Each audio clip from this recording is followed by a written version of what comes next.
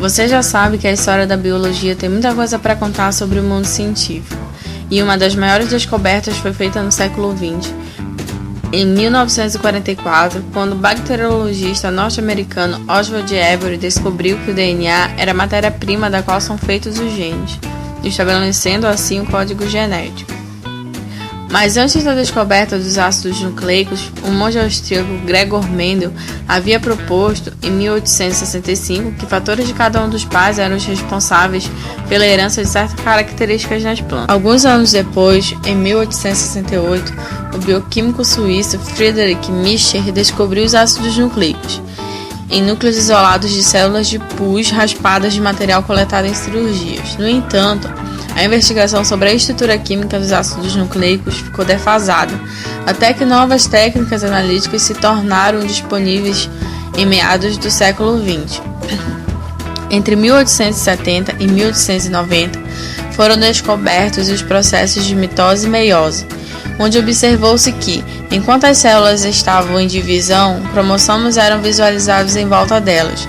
Determinou-se então que os cromossomos eram feitos de proteínas e DNA, sobre a qual não se sabia quase nada. O famoso experimento de Griffith, de 1928, foi o primeiro a demonstrar que a informação genética poderia ser transferida. Mesmo sem saber o que era essa informação, ele a chamou de princípio da transformação. Cientistas de todo o mundo começaram a repetir a experiência, mas de forma ligeiramente diferente. Estava claro que, quando as células se partiam, liberava diversas substâncias. Algumas delas poderiam ser absorvidas, levando a uma transformação genética. Mas como a mistura continha proteínas, RNA, DNA, lipídios e carboidratos, a questão permaneceu: qual dessas moléculas seria o agente transformador? Esse questionamento foi investigado de várias formas.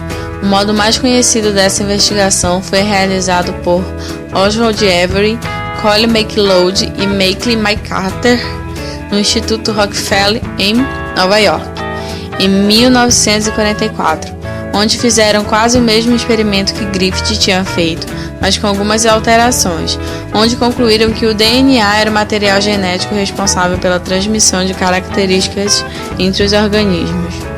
Apesar de terem conseguido um resultado muito claro, alguns cientistas permaneceram achando mais provável que as proteínas fossem a molécula genética.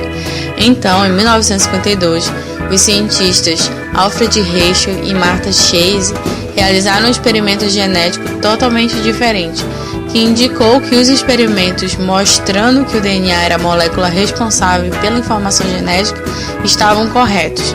Também ficou demonstrado que vírus e bactérias seriam ótimos modelos de estudo sobre os princípios universais da genética, por também possuírem material genético. Outros cientistas também contribuíram para a descoberta do DNA. Nos anos de 1940, Linus Pauling também tentava compreender a estrutura do DNA. Ele descobriu em 1951 a estrutura em alfa-hélice das proteínas. Em 1950, Erwin Chagaf publicou seu trabalho sobre bases nitrogenadas. Ele descobriu que as bases adenina-timina e guanina-citosina existiam em iguais quantidades no DNA, determinando assim o seu pareamento. No início dos anos de 1950, Rosalind Franklin, uma inglesa, fazia investigações que envolviam os raios-x de cristais de várias substâncias, incluindo o DNA. E Maurice Wilkes, seu parceiro de trabalho, dividiu com Watson e Crick o Prêmio Nobel de Medicina em 1962. Em 1953, James Watson e Francis Crick propuseram um modelo da estrutura de dupla hélice para explicar a organização tridimensional do DNA. Eles inferiram corretamente que a informação genética era codificada na forma de uma sequência de nucleotídeos na molécula de DNA. O marco dessa descoberta iniciou uma era da genética molecular na biologia. 8 anos mais tarde, o código genético foi estabelecido. Eles descobriram que sequências específicas de trinucleotídeos, ou seja, 3 sequências de nucleotídeos, geravam códigos para cada um dos 20 aminoácidos existentes, os quais formavam as proteínas. Baseados em dados de Rosalind Franklin e Maurice Wilkes, Watson e Crick publicaram um trabalho no qual propuseram uma estrutura hipotética do DNA. Posteriormente, pesquisas realizadas por muitos outros pesquisadores confirmar a hipótese deles e, com base em relatórios e anotações posteriores encontrados no laboratório de Rosalind Franklin, sabe-se que ela provavelmente dentro de alguns dias chegaria à mesma conclusão.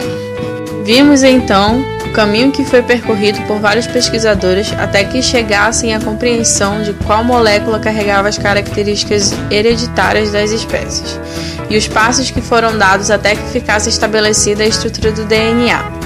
Essa descoberta foi de grande importância para ampliar novos conhecimentos, como estudos na biologia molecular para desvendar mistérios como o câncer, por exemplo.